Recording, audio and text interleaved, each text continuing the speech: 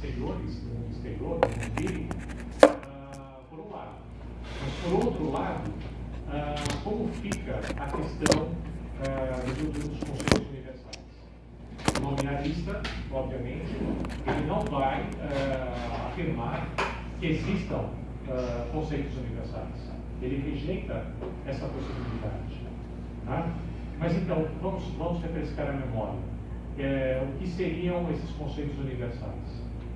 Sempre pensado do ponto de vista da matemática. A gente pode retomar depois na parte da matemática. Mas o que seria um conceito universal? Universal é um conceito na qual todos pensam quando você está se referindo a uma determinada palavra. Você está falando de cadeira, o universal seria um conceito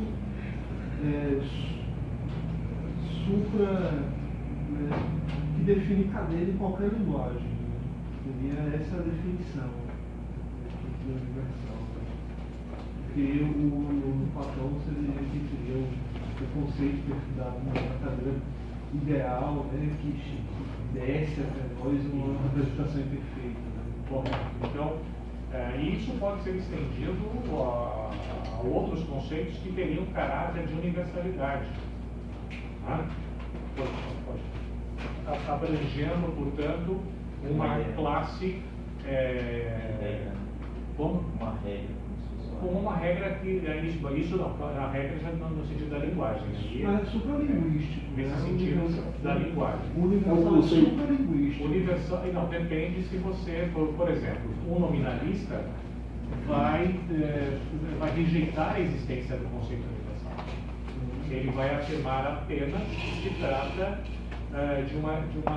na linguagem é uma simplificação, é como se você estivesse abreviando de alguma forma, simbolizando a ideia de algo que pudesse ser universal. É um conceito metafísico, né? Como, Antônio? É um conceito metafísico. Sim, é uma doutrina metafísica. Como é o realismo platônico, tá? Ou aristotélico, como é o conceitualismo, tá? E como não deixa de ser uma doutrina de caráter metafísico ontológico. Então, agora, o nominalista rejeita a existência dos conceitos universais, rejeita os objetos pensados universalmente e a própria ideia do conceito universal é eliminada. Então, o que sobra do ponto de vista do nominalismo? É algo que, na verdade, é intralinguístico, que deveria ser entendido apenas como um símbolo por meio do qual, na linguagem, a gente poderia se referir à ideia de uma pluralidade, né, de uma multiplicidade, ou de algo que teria um caráter mais geral, mas que não existe realmente. É apenas uma construção simbólica da linguagem. Aí sim, intralinguística, e não que define os limites do que o humano é capaz de conceber. Isso. Então, nesse sentido, no sentido do nominalismo mais estrito. Há alguns que tentaram aproximar um pouco ainda o conceitualismo de uma forma mais fraca, de um nominalismo também um pouco mais fraco. No caso específico do Goodman, não há esse esforço, não há uma tentativa aqui dessa aproximação. Vamos então rever um pouquinho do Goodman aqui, pessoal, por favor. Vocês estão com o texto? Tem o texto? Bom, vamos rever um pouquinho. Por exemplo, na página 379 da minha edição, o Antônio tem que ver aí no PDF, no arquivo PDF. Sim, vamos ver. Ali dos nossos dias. Sim, nós estamos lá na seção B. Pesquisa em torno da estrutura do mundo aparente. É a subseção B. Localize, por favor. Capítulo 10, subseção B. Isso. Na verdade, exatamente. Subseção B. Não, aqui está como B, né? Deixa eu ver aqui, peraí. Na verdade, perdão, capítulo 10, seção 3, problemas relativos à verdade, subseção B. Seção 3, do capítulo 10, subseção dessa seção 3 é a B. Aqui na minha edição começa na 378. Eu posso assinalar alguns pontos interessantes aqui da página 379. Isso ainda é antes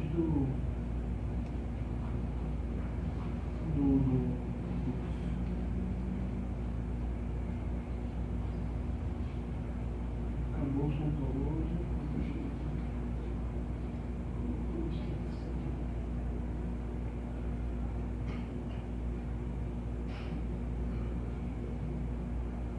Fundamentos da matemática. É depois. Né? É depois? É tudo dentro desse capítulo sobre filosofia analítica. Né?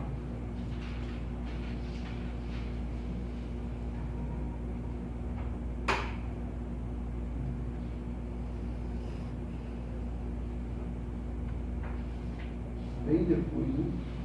Isso. Nós calculamos aí umas quase 40 páginas. 30, Eu acho que é a 36. a partir da 352, no I, que eu cheguei a dar uma olhada no 352. Até 3 me ajuda.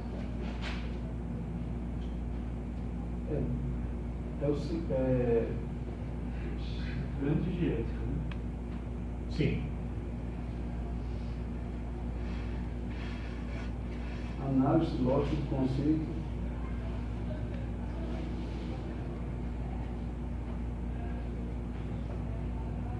Então, se você localizar Essa é a subseção B, né? se você localizar a seção É 353 353 da página.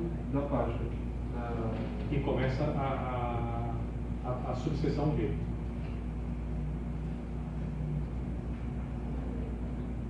Talvez fosse mais fácil no primeiro momento você localizar a seção, né, que é a 13, problemas relativos à verdade,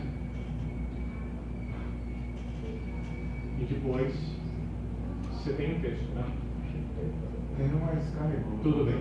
Não esqueçam de trazer para a prova, né, até para a próxima revisão também, né, na segunda-feira, tá certo? Porque a gente pode fechar a revisão na segunda. Isso é quando tem que haver. Quando vai ser a prova vai ser Não, a prova está prevista para Quinta-feira. quinta-feira. O que eu ainda vou definir com vocês é a antecipação da terceira avaliação, que é uma autoavaliação, e a reposição, para que precise. Essa turma aqui, temos 3 alunos, né? Edner, 4, né? Manuel e a outra, a Luciana. Luciana. Pesquisas em torno da estrutura do mundo aparente. Isso. 353. 35. Eu estou gravando. Gravando todas as aulas. Ok? Então vamos lá. Na página seguinte, Sim. a seguinte aqui é a minha 379, a seguinte sua. Então, nós temos o seguinte, é o primeiro parágrafo desta página. Tal como na obra de Carnap, Budman também procura em seu livro efetuar uma reconstrução racional dos conceitos científicos. Budman considera muito restritivo o pressuposto carnapiano, segundo o qual deve haver igualdade de extensão entre explicandum e explicatum. Introduz no lugar desse pressuposto uma complicada relação de isomorfismo, que deve atuar como condição de adequabilidade para exatas explanações e conceitos. Com respeito ao método lógico utilizado e à escolha das bases para o sistema, as ideias de Goodman diferem das ideias de Carnap sob 2 ângulos, de acordo, é claro, com a análise que o Stegmiller faz. Enquanto Carnap emprega o cálculo de classes e, por conseguinte, um sistema platônico de lógica, nota-se que Goodman prefere escolher um sistema nominalista em que não há outras variáveis além das individuais. Eu vou terminar esse parágrafo, depois do parágrafo e a gente faz os comentários. Então veja o contraponto. Primeiro eu vou enfatizar esse trecho. enquanto Carnap emprega o cálculo de classes.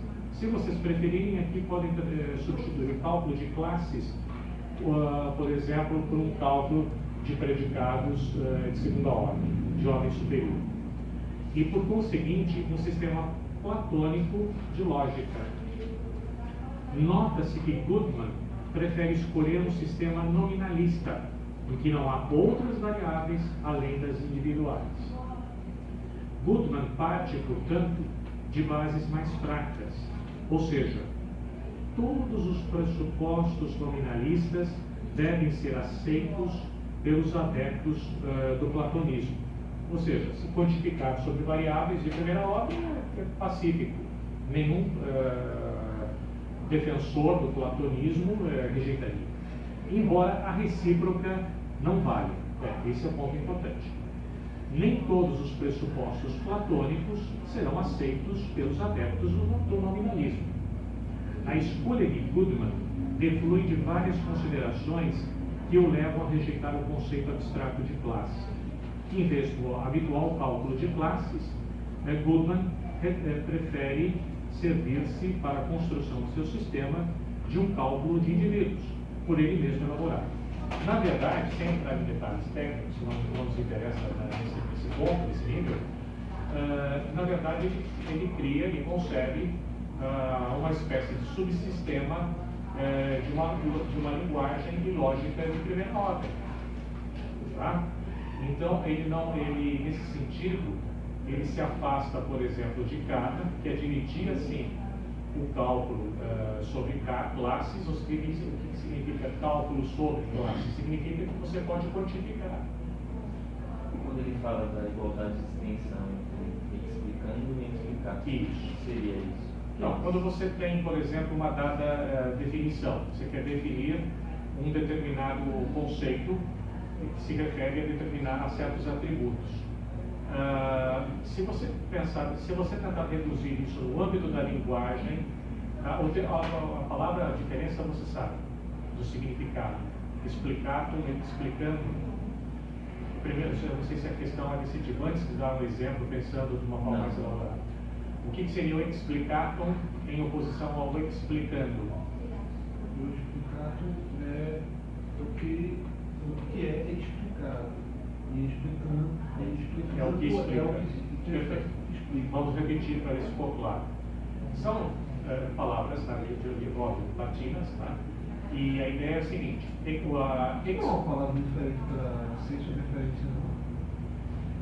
Você pode utilizar também nessa acepção. Isso que você falou procede. Você pode também ter o Frege, por exemplo, iria caracterizar isso dessa forma. Tá certo? O que você falou procede. Então, repetindo parafraseando o que o Pedro falou ainda há pouco. O explicandum, tá? É aquilo que exige o quê? Do ponto de vista definicional, uma explicação. O que é o explicado? É aquilo que vai apresentar o significado daquilo que está sendo definido. A gente podia pensar em exemplos desses, coisas mais simples, até mais... É aquilo que, professor? Como? É aquilo que é explicado. É aquilo um objeto a ser explicado. Certo? O que você pode explicar, né? Na linguagem, sempre pensando do ponto de vista de uma dimensão estritamente linguística, ou linguística, né? Digamos assim. Então, essa igualdade de extensão, ele está falando mais precisamente, ele está dizendo assim, Goodman considera muito restritivo o pressuposto carnapiano, segundo o qual deve haver igualdade de extensão. Essa igualdade de extensão é no sentido que a gente pode, que nos remete à Frege, na verdade. Aquela mesma ideia. Aquela mesma ideia de igualdade de extensões. Quando você tem que, você pode afirmar que dois conceitos pensados na linguagem como predicados, é importante fazer essa distinção. Dois conceitos pensados como predicados na linguagem, portanto, passíveis de valoração, se eles forem logicamente equivalentes, então há que se admitir que eles deveriam ter extensões idênticas. Tá? Aqui é algo, por exemplo, na verdade Leibniz foi um dos primeiros também a pensar essa possibilidade quando falava na identidade dos indiscerníveis ou na indiscernibilidade dos idênticos, né? Aqui você já estava pensando também numa relação de igualdade de caráter extensional, mas envolvendo pontualmente objeto com objeto. Agora nós estamos falando de classes. A extensão de um conceito é uma classe. Nós pensamos, e isso é da nossa tradição já, da nossa tradição filosófica. Eles não estão inventando isso. A questão é que quando você faz uma afirmação envolvendo identidade extensionais, ou seja, a classe de um predicado é a sua extensão. Corresponderia à sua extensão. O que significa isso? Você diria o seguinte: se um dado elemento, né, se um dado objeto dentro do nosso universo de discurso, seja ele lá qual for, ele satisfizer a propriedade que caracteriza aquele predicado na linguagem, se ele satisfizer, significa que ele é um elemento da extensão. Então, se eu dissesse para você assim, de uma forma bem elementar, bem simples, o objeto é animal, mamífero, bípede, dotado de uma capacidade de linguagem simbólica, pensamento racional, né? Porque o pensamento poderia ser também não racional, mas a alta racionalidade, capaz de transformar o meio ambiente, transformar o mundo de alguma forma, etc, etc. Você está expressando em notas na linguagem, na verdade podia até pensar num conjunto, num produto de propriedades, mas sendo um produto, você pode caracterizá-la com o resultado do produto como uma propriedade específica. Você estaria definindo o conceito de homem, por exemplo. O conceito de homem na linguagem estaria sendo caracterizado dessa forma. Então, um objeto que satisfizesse essa propriedade na linguagem deveria pertencer à extensão do conceito, que na linguagem é predicado, correspondente ao conceito de homem. Eu podia acrescentar mais: mamífero da ordem dos primatas, denominado Homo sapiens sapiens, etc. Né? Então você colocaria esse indivíduo, esse objeto, nessa classe que seria a extensão do conceito homem. Está mais ou menos claro? Então, e aí, do ponto de vista da igualdade ou da identidade no sentido lógico, se você tiver dois predicados que sejam logicamente equivalentes, o que significa isso?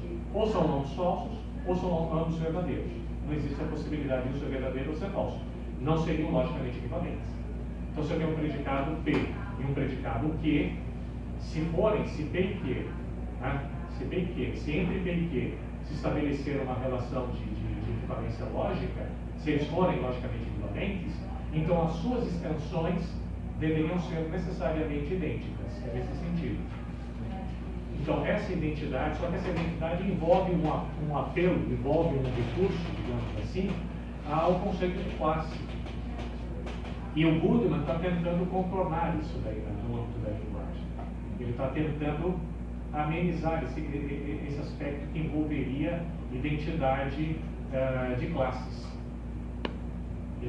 Há uma estratégia, até de natureza lógico-matemática, né, algébrica, que a gente costuma fazer isso na prática, quando você, em matemática, define o seu universo de discurso. Você pode, por exemplo, definindo ali um determinado conjunto, né? Importante entender que todo conjunto corresponde ao conceito de classe, só que a recíproca não é necessariamente verdadeira. Eu não quero entrar nesses detalhes conceituais e técnicos interessantes. A gente pode pensar como Russell e outros teóricos também. O sistema de Keller-Morse, por exemplo, outro sistema de Bernays-Gödel, que envolve a ideia de classes próprias, classes que não são conjuntos. A diferença, basicamente, só para não ficar no ar assim vagamente, é que para um conjunto pensado como para uma classe pensada simplesmente como conjunto, você pode atribuir cardinal. ela admite o conceito de cardinalidade. Uma classe própria não. Classes próprias não têm cardinalidade.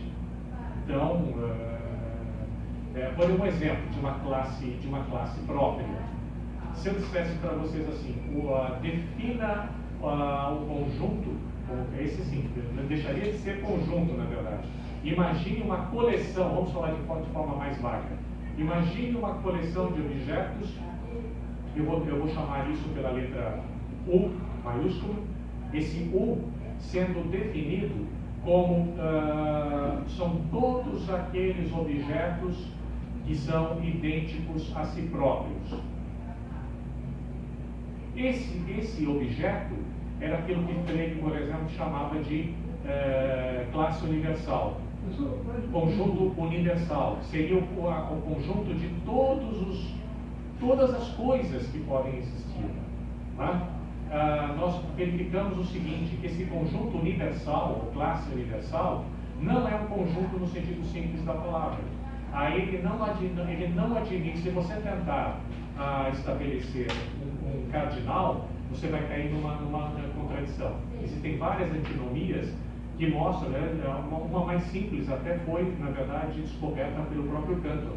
E Cantor estava pensando nisso e percebeu que cairia numa contradição interessante. Porque é mais ou menos assim, grosso modo, só as ideias. Se de fato a classe universal, ou então, entre aspas, conjunto, mas na verdade classe universal, ela contiver todas as coisas, ou todas as entidades, todos os objetos, então ela deveria conter também o seu conjunto das partes próprias, as partes dela mesma.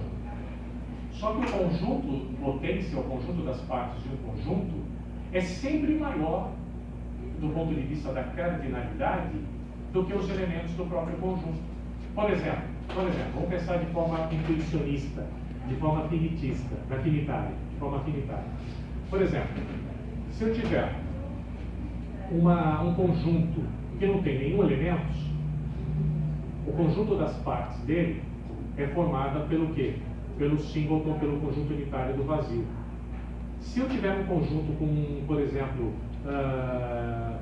um único elemento, vamos supor que eu escolho um conjunto ali, aquelas chavezinhas ali, coloco a letra A para indicar que é uma entidade só, um objeto só, um indivíduo. Só tem um elemento. Quantos subconjuntos ele tem? 2. O vazio e o próprio conjunto, sim, do vazio, do elemento. Por exemplo, se eu tiver um conjunto com 2, o conjunto das partes é formado, tem quantos elementos? 4.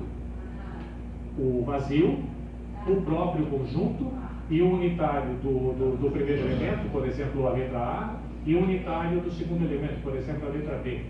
Então, aí nós temos uma relação interessante, que é uma potência de base 2, como se fosse um exponencial. Você fixa a base e varia o expoente.